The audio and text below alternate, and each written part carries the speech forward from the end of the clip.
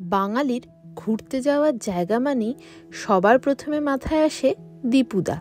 কিন্তু দীপুদার দাটা আমার কোনোদিনই পছন্দ নয়। আমার বরাবরই দি আর পুটা পছন্দ। তো পুটা আবার একটু বেশিই পছন্দ। যাই হোক, সেই তো 2016 সালে মনে হয় দীঘাতে বেড়াতে গেছিলাম। তারপর আর সেরকমভাবে যাওয়াই হয়নি কোথাও ঘুরতে। তা এইবার ক্রিসমাসে যখন দেখলাম বেশ ভালো একটা ভ্যাকেশন ট্রিপ প্ল্যান করা যায়, তাই ঝপাঝপ ক্রিসমাসের এই ছুটিতে 3 দিনের জন্য বেরিয়ে পড়লাম আমাদের বাড়ি থেকে 4 ঘন্টা দূরত্বে, মানে ড্রাইভিংয়ের দূরত্বে, সাউথ ক্যারোলাইনার মার্টেল বিচে। এইবার যাওয়ার আগে আপনি প্যাকিং দেখতে পাচ্ছেন তো, একটা সাইড জুড়ে পুরো রিভুরই জিনিসপত্র প্যাক হয়েছে, আর আরেকটা সাইডে অল্প বিস্তর রিভুর বাবা মার জিনিসপত্র প্যাক হয়েছে। আসলে রিসেন্টলি ও পুরো ডাইপার ফ্রি হয়ে গেছে, মানে একদমই এখনও ডাইপার পরে না, তাই ভয় ভয় প্রচুর পরিমাণে জামা কাপড়ই নিয়ে নিয়েছি, আর তার সাথে বেশ কিছু ড্রাই শিট। নর্থ ক্যারোলাইনায় বেশ ঠান্ডা পড়ে গেছে, তাই ভেবেছিলাম সাউথ ক্যারোলাইনাতেও ঠান্ডা আছে, তাই প্রচুর জামা কাপড় তো নিয়েছিলাম। আর সঙ্গে সঙ্গে সেই যে ঢেকি স্বর্গে গেলেও ধান ভাঙে করে প্রচুর খাবার দাবারও নিয়ে যেতে হয়েছে।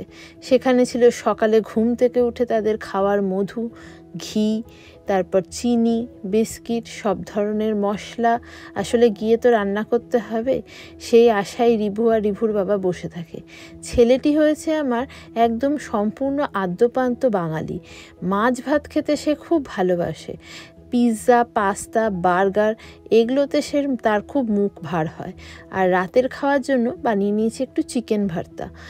ময়দাও মেখে নিয়ে যাচ্ছি জানেন, ওখানে গিয়ে পরোটা করে চিকেন ভর্তা দিয়ে খাবো। গুড মর্নিং ফ্রেন্ডস, আশা করি সবাই ভালো আছেন। আমরা এখন বেরিয়ে যাচ্ছি ভ্যাকেশন ট্রিপে মার্টেল বিচ। এই যে পেছনে সমস্ত জিনিসপত্র, বেশিটাই রিভু সোনার, আর ডিকিতেও প্রচুর জিনিস আছে। এইখানে আমরা অনেকটা জল নিয়ে নিয়েছি, লিচু গাছে ওপর থেকে অল্প একটু জিনিসপত্র আছে, জুতো একটু বেশি লাগে বিচে, তো সেই জন্য এক্সট্রা কিছু শুজ নিয়ে আসছে। আর তার উপর বৃষ্টি শুরু হয়ে গেছে প্রচণ্ড। এখন আমরা জার্নি স্টার্ট করব, প্রায় ঘড়ির কাঁটায় 1টা ছুঁই ছুঁই। আশা করি 3:30 থেকে 4টের মধ্যে পৌঁছে যাবো। আর আমরা খুব হেভি ব্রেকফাস্ট করে নিয়েছি। আর এই যে এই জাগ, হ্যাঁ সব তুলবো না তো, জুতো ফুতোগুলো তুলবো না।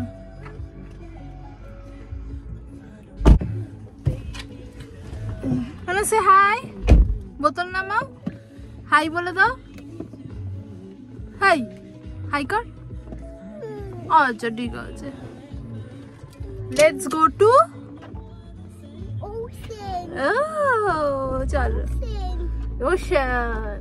ছোটোবেলা থেকেই আমাদের সাথে রিভু প্রচণ্ডভাবে ট্রাভেল করার জন্য ও জায়গা বিশেষে খুব তাড়াতাড়ি ফ্লেক্সিবল হয়ে যায়, মানে রিজিডিটিটা ওর মধ্যে খুব কম। যেখানেই যায় সেই জায়গাটাকেই নিজের বাড়ি মনে করতে থাকে। যাই হোক, এখন প্রচণ্ড বৃষ্টির মধ্যেই আমরা জার্নি শুরু করলাম। এই সময়টা যে বৃষ্টি এতটা হবে ভাবতে পারিনি। আসলে বিচ সাইডে কিন্তু সামারে গেলেই বেশি মজা, কিন্তু আমাদের যেহেতু সবসময় ছুটি পাওয়া যায় না, আর রিজুরও অফিসের কাজের প্রচুর চাপ থাকে, রিভুরও যেহেতু প্রাইভেট স্কুল, তো সেই জন্য ওরও খুব একটা ছুটি থাকে না। তো সেই কারণে এই ছুটিটা ছাড়া আমাদের কোথাও বেড়াতে যাওয়ার উপায় ছিল না। এখন মোটামুটি 1টার বেশি বাজে, মানে আমরা তো জার্নি স্টার্ট করেছিলাম 1টায়, এখন হয়তো 2টো বাজে, কারণ রিভু ঘুমিয়ে পড়েছে। আসলে স্কুলে তো এই সময়টা ন্যাপ টাইম, ও মোটামুটি দুপুর 12টা থেকে দুপুর 2টো অবধি বাড়িতে থাকলে ঠিক থাকতে পারে না, ওর এত ঘুম পায়। আর আমি তো স্কুলের রুটিনে একদমই চলতে পারি না, যেখানে সকাল 11:30টায় লাঞ্চ দেবে, 12টায় ঘুমিয়ে পড়বে, আবার 2টোর সময় উঠে 3টের সময় স্ন্যাক্স খাবে। আমরা তো বাঙালির টাইমে সন্ধ্যে 7টায় স্ন্যাক্স খাই, তো উইকেন্ডে ওর একটু সেই জন্য সমস্যা হয়ে যায়। যাই হোক, খুব সুন্দর দৃশ্য উপভোগ করতে করতে আমরা সাউথ ক্যারোলাইনার দিকে চলেছি। এখনও নর্থ ক্যারোলাইনা ছাড়িনি, আর মোটামুটি এখন বৃষ্টিটা একটু ধরেছে, কিন্তু ঝিরঝির করে একটু হচ্ছে, সেই জন্য সামনে আমাদের ওয়াইপারটা চালাতেই হচ্ছে। তবে একদিক দিয়ে জানেন তো, এই ওয়াইপার চালানো বেশ ভালো, কারণ এরকম একটা শটান রাস্তা যদি একটানা চলতে থাকে না, তাহলে চোখটা যেন লেগে আসে। সেখানে এই ওয়াইপারটা সমানে চোখের সামনে এরকম করলে কিন্তু বেশ বেশ ভালো লাগে।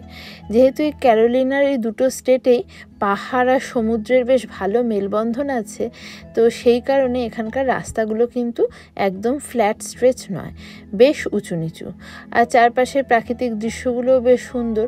তবে নর্থ ক্যারোলাইনা থেকে দেখলাম প্রচুর লোকজন এখন সাউথ ক্যারোলাইনায় বেড়াতে যাচ্ছে, কারণ এই ক্রিসমাস ছুটিটা এখানে কেউ মিস করতে চায় না। হ্যালোউইন, ক্রিসমাস, নিউ ইয়ার এগুলোকে এরা ভীষণভাবে গুরুত্ব দেয়। যেতে যেতে এই জর্ডান লেকটাও সামনে পড়েছিল। যাই হোক, এখন যাচ্ছি। রিভু ঘুম থেকে উঠে পড়েছে, তো ওর জন্য কিছু স্ন্যাক ফিঙ্গার ফুডস নিয়ে নিয়েছিলাম, লাইক গোল্ড ফিশ, তারপর বিভিন্ন কুকিজ।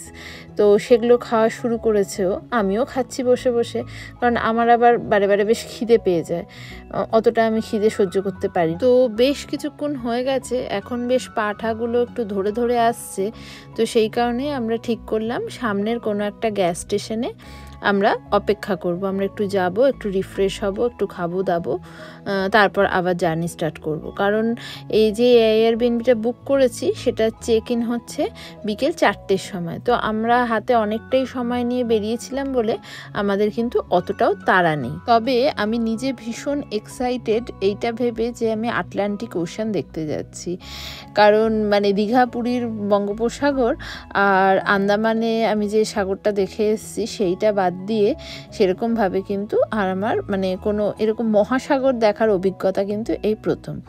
তো নিয়ারেস্ট যে গ্যাস স্টেশনটা ছিল সেইখানে এসে আমরা সাবওয়েতে ঢুকে গেলাম। অন্যান্য অনেক দোকান ছিল, কিন্তু আমি আগের একটা ব্লগে আপনাদের গল্প করেছি যে KFC আমার এখানে ভীষণ নাপসন্দ, তো আমরা এখানে সাবওয়েতে ঢুকেই একটা সাব নিয়ে নিলাম। তো এখানে সাবগুলো না আমাদের দেশের সাবের মতো ছোট ছোট না, এখানে একটা বিরাট পাউরুটির মধ্যেই দেয়, মানে একটা পাউরুটি দুজনে মিলে শেয়ার করে খেতে পারে।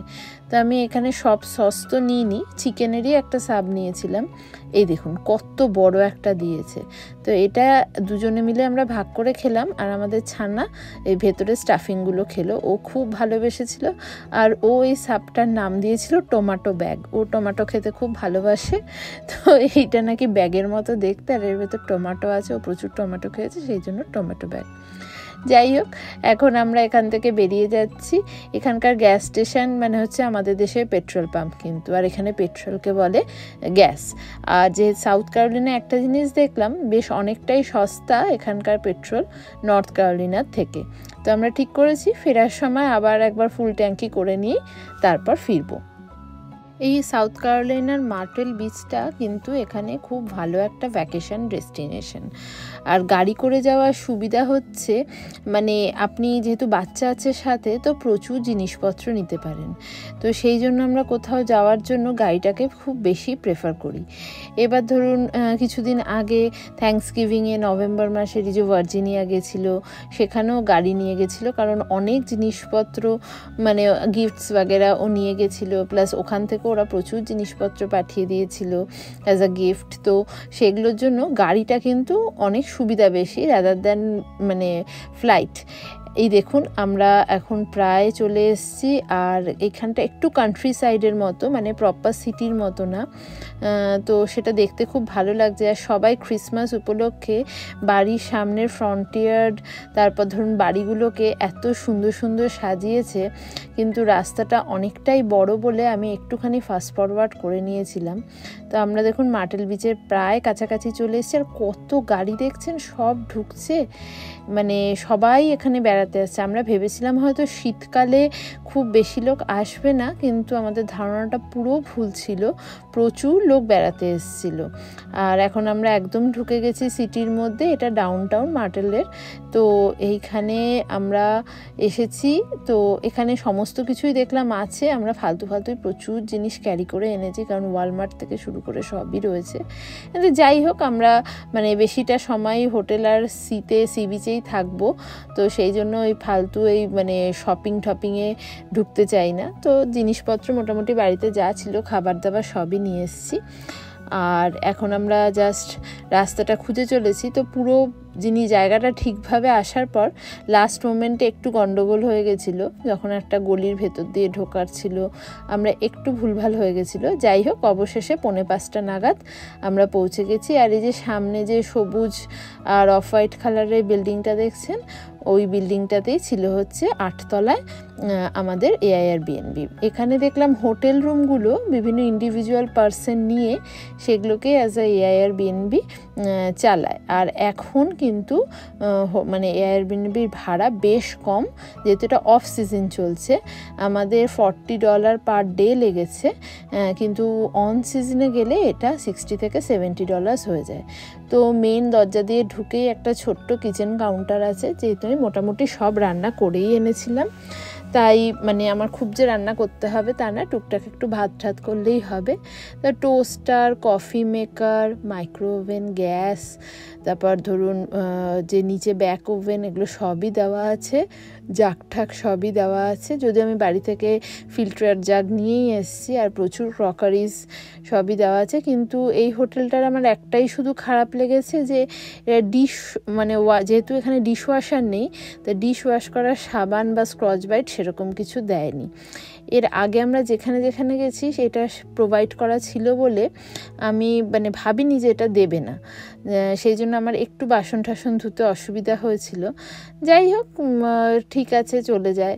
আর এটা ছিল বাথরুমটা একটু ছোটই ছিল, তা আমরা তার বাথরুমে আর কে কতক্ষণ থাকে, কিন্তু প্রচুর পরিমাণে টাওয়েল সমস্ত প্রোভাইড করা হয়েছিল, আর গরম জল ঠলও প্রচুরই ছিল, সেই জন্য অতটা অসুবিধা হয়নি।